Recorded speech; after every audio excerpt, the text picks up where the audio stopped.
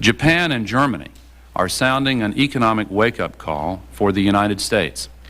I have met with the leadership of the Kidan Rin and the leadership of MITI and the leadership of companies in Europe, and they are all proclaiming that the biggest new market in the history of world business is the market for the new products and technologies that foster progress without environmental destruction. Let me quote from a recent interview in Business Week magazine with the managing director of a large multinational Japanese corporation, Tsukasa Sakai. He says, and I quote, "In the future, access to international markets will depend on who has the most environmentally sound technologies. If U.S. companies don't move aggressively, we will see the same conflict in environmental technology that we see today between General Motors and Honda." Another recent article in Science magazine describes Japan's strategy for tackling global warming. Their answer to the threat is aggressively to export its energy-efficient technology. To accomplish this, they have set up a new center, the International Center for Environmental Technology Transfer. And they plan to bring 10,000 people to the center over the next 10 years to train them in the use of Japanese technology. We should be taking the lead in the development of clean coal technologies, and if you look at the Japanese strategy, which is incredibly comprehensive and elaborate, they are also now seizing the lead on carbon sequestration technology. So we're going to be using coal for a very long time, and neither Kentucky nor Tennessee need have much concern about that. The question is how we can use it more efficiently, how we can create jobs in the process of developing the new technologies that enable us to continue using it well. Let me just say quickly that with regard to the carbon tax, that was not me speaking, that was you. You advocated a carbon tax in your book and in your legislation. So the answer is yes, that you did advocate a carbon tax in your book and in your legislation.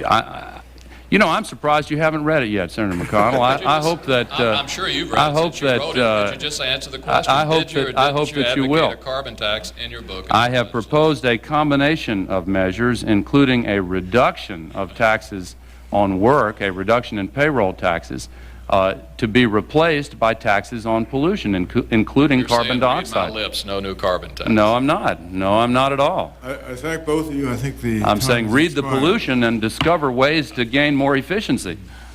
But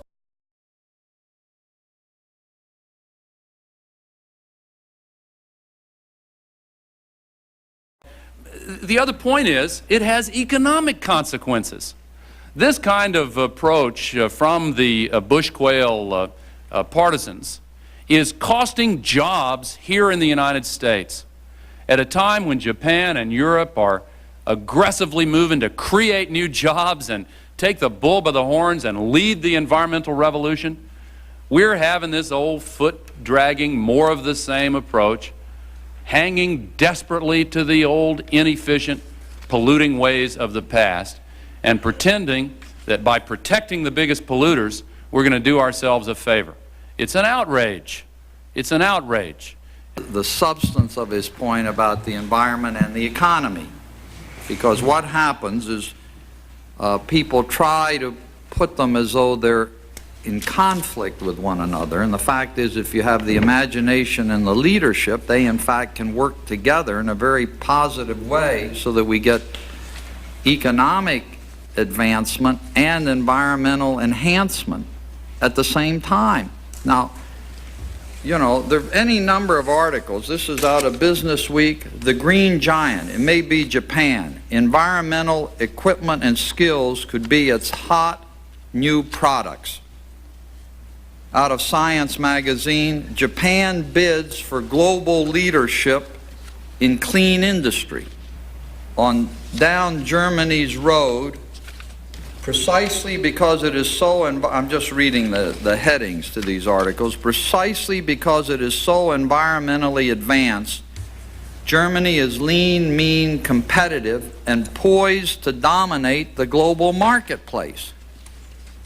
Now, what these countries have seen is that by moving to the forefront of the effort to clean up the environment, they give a tremendous boost to their economic competitiveness. And then they move around the world. We used to be in that position, as a matter of fact. We were the leading edge on the technology, and we were going around the world selling our systems and our products. They saw that opportunity. We faltered in exercising that leadership, and they've moved in on us now. And I don't see how.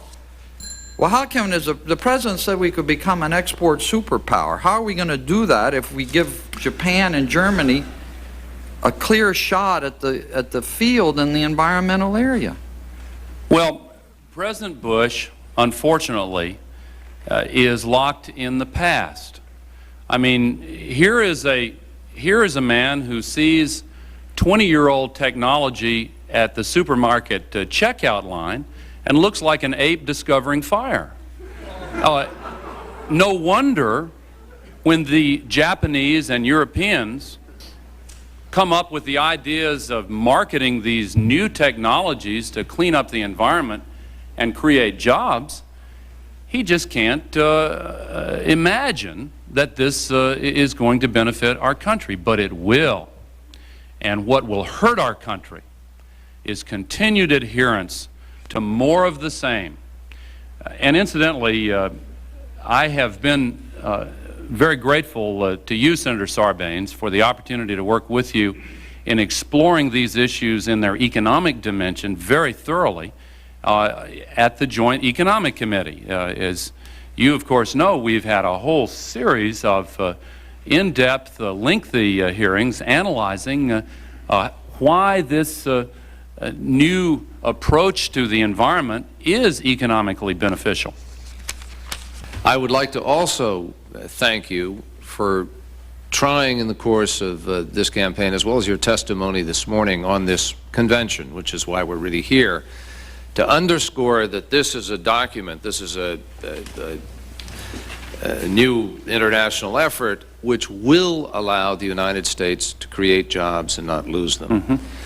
One of the other most dramatic things that hit me down there, and this is not a political statement at all, but there were 700 Japanese companies, entities, formally accredited to this conference. Mm-hmm. Mm-hmm. There were 35 from the United States, maybe half of which were from my state. Mm-hmm.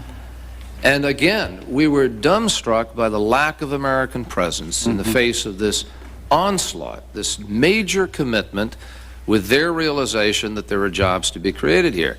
Now, you've been to my state on many occasions. You've been involved with some of our technology companies. You were just there recently. And we have an environmental technology community. We have now organized as that kind of community. And there are some 35,000 jobs in Massachusetts today. There are going to be 70,000 in the next 3 to 4 years. It is the single fastest growing sector of our economy.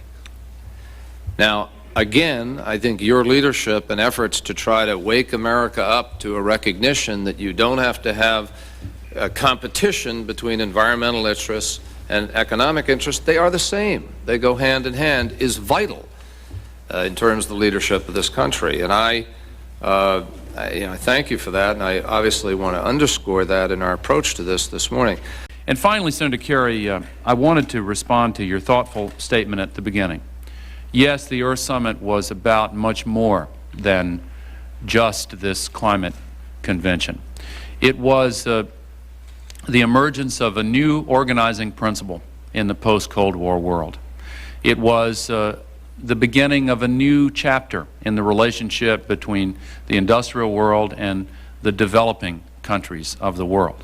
It marked the emergence of a new way for nations to relate one to another, coupling the issues of economic progress on the one hand with environmental protection on the other, and pointing the world in the direction of a more productive and healthier, more profitable future.